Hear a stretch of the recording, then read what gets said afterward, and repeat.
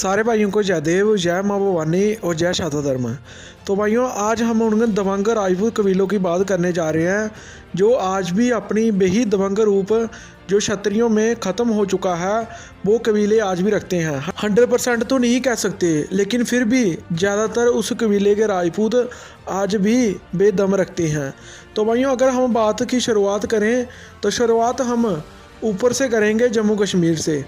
तो भाइयों, अगर हम जम्मू की बात करें तो जम्मू का सबसे जो दबंग राजपूत कबीला है जो अपनी अणख के लिए जाना जाता है, तो जितना मैंने अपने होशोवाश में देखा है तो मैं उनमें चिब राजपूतों का नाम आपको बताऊंगा। जम्मू का सबसे दबंग राजपूत कबीला जो मेरे नज़रिए में है, जो मैंने देखा है, वो चिब राजपूत है। उनकी अणख और उनकी बोली, क्योंकि उनकी बोली में जो पंजाबी टच होता है, जैसे आप सभी को पता है वो पीओके से आए हैं और उनकी बोली से ही अलग दबंग राजपूत छवि देखने को मिलती है। तो भाइयों, दूसरा अगर हिमाचल प्रदेश की बात करें तो हिमाचल प्रदेश में मेरे हिसाब से सबसे दबंग जो राजपूत कबीला है वो पठानिया राजपूत है। तो भाइयों, उसके बाद हम बात करते हैं पंजाब की, लेकिन हम बात करेंगे पाकिस्तान पंजाब की, क्योंकि वहाँ पर ही ज़्यादातर दबंग राजपूत बसते हैं।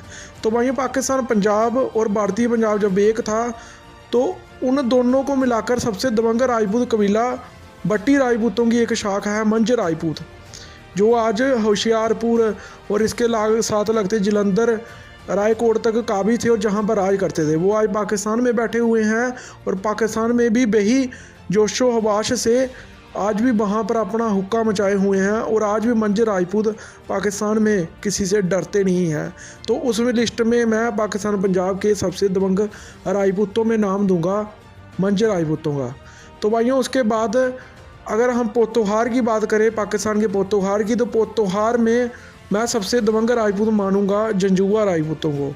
उसके बाद पीओके की बात करें, पीओजेके यानी कि वेस्ट जम्मू, तो पीओजेके में भी मैं सबसे दबंग राजपूत कबीला अगर किसी को मानता हूँ तो वो चिब राजपूतों को ही मानता हूँ। तो वहीं उसके बाद अगर हम बात करें हरियाणा की, तो हरियाणा में मेरे हिसाब से सबसे दबंग जो राजपूत कबीला है जो डरता नहीं है, अणख के साथ मिहिर बोझ की इतिहास लड़ता है, और सबसे जागरूक हरियाणा का अगर कोई राजपूत कबीला है तो वो मडार राजपूत है, जो कि करनाल से लेकर कैथल तक बसता है और जहां पर उन्होंने मिहिर बोझ को लेकर गुर्जरों के खिलाफ काफ़ी प्रोटेस्ट भी किया और उनको कड़ी टक्कर दी। तो वहीं उसके बाद अगर हम बात करें यूपी की, तो यूपी में मेरे हिसाब से सबसे जो दबंग राजपूत कबीला है वो वेस्ट यूपी के सहारनपुर में है और मेरे हिसाब से सबसे दबंग राजपूत कबीला पुंडी राजपूत है। उसके बाद हम बात करें अगर राजस्थान की, तो राजस्थान में मेरे हिसाब से जो सबसे दबंग राजपूत कबीला अगर मैं किसी को मानता हूं जो जाटों को टक्कर देते हैं, तो वो शेखावत राजपूत है, जिसमें सुखदेव सिंह गोगामेडी, अमर शहीद और राजेंद्र सिंह गुड्डा का नाम आता है। बाकी तो सिर्फ भाईचारे की बात करते हैं। उसके बाद अगर मध्य प्रदेश की बात करूँ तो मध्य प्रदेश में मेरे को सबसे दबंग कबीला अगर कोई लगता है तो वो सिकरवार और तोमर राजपूत और इसके अलावा बडोरिया राजपूत, इन तीनों की टक्कर है।